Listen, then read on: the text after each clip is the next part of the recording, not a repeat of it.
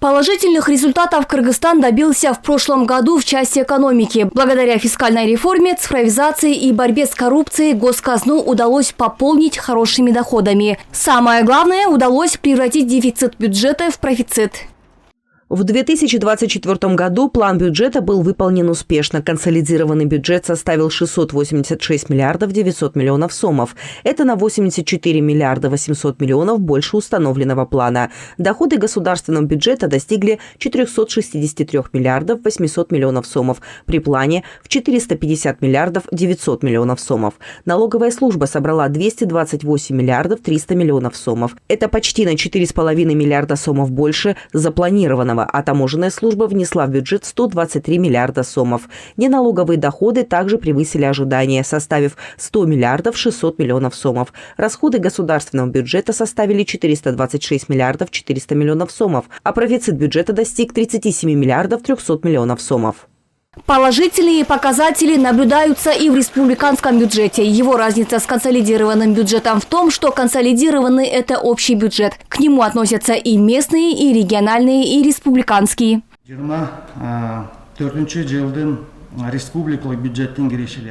Республиканский бюджет 2024 года был выполнен успешно. Объем составил 416 миллиардов 700 миллионов сомов. По сравнению с 2023 годом доходы республиканского бюджета выросли на 59 миллиардов сомов. Основную долю бюджета составили налоговые поступления. Вместе с тем выросли и расходы республиканского бюджета. Было израсходовано 387 миллиардов сомов.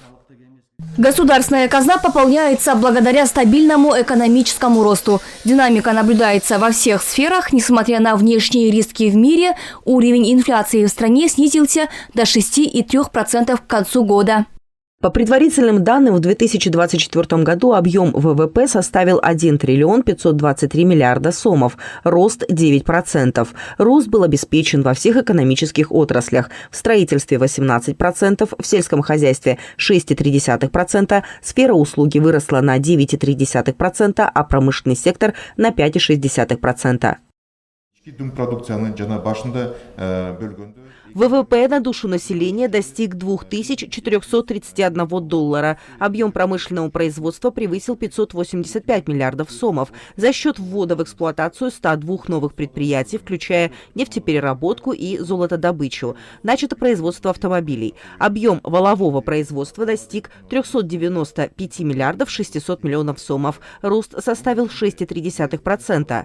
Отмечен также значительный рост урожайности зерновых, в частности, пшеницы и сахарной свеклы, что позволило полностью удовлетворить внутренние потребности страны в сахаре. Произведенные нашей страной продукты обеспечивают не только внутренний рынок, но и рынки стран-партнеров. В прошлом году объем экспорта был увеличен заметно. В 2024 году объем внешней торговли составил 14 миллиардов 600 миллионов долларов. США с увеличением экспорта на 21,3% и снижением импорта на 0,8%. Общий объем инвестиций в новые предприятия составил 2 миллиарда 200 миллионов долларов. Создано 19 тысяч новых рабочих мест. Благодаря положительным экономическим показателям были увеличены размеры пенсий, зарплат и пособий. В прошлом году на выплату пенсии был выделен 91 миллиард сомов. К примеру, пенсионеры, получавшие ниже прожиточного минимума, стали получать пенсию в 6900 сомов.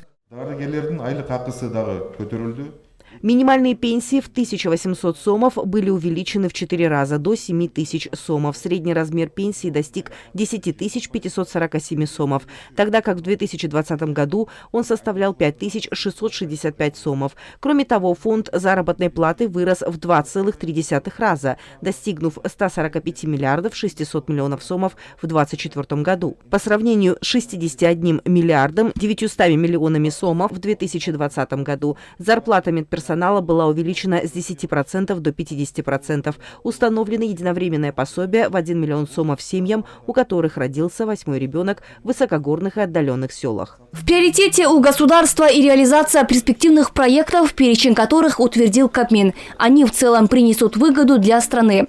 В список вошли свыше 40 проектов во всех сферах, помимо стратегически важных 2 проектов – строительства железной дороги Китай-Кыргызстан-Узбекистан и Камбаратинская ГЭС-1 есть и другие.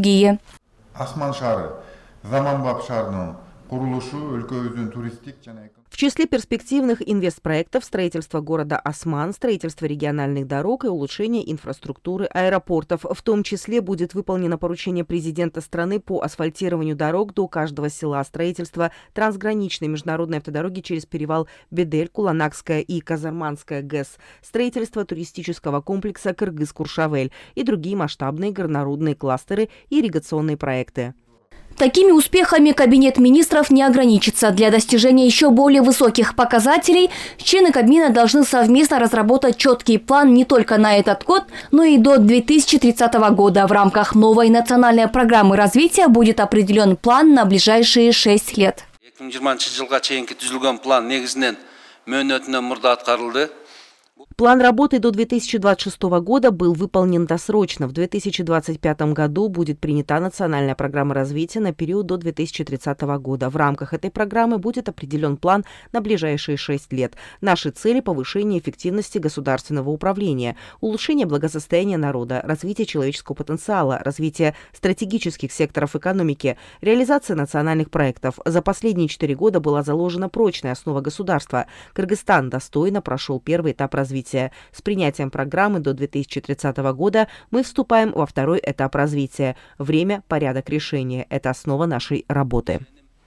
Чтобы Кабинет министров завершил и этот год экономическими достижениями, и глава Кабмина Адылбек Касымалиев и председатель ГКНБ Камчыбек Ташеев поручили всем госорганам эффективно выполнять все задачи, которые поставил перед ними президент Садыр Жапаров. Ахмыр Нурдинова, Руслан Бараненко, Меримбек Джусупбек улы, ЛТР, Бишкек.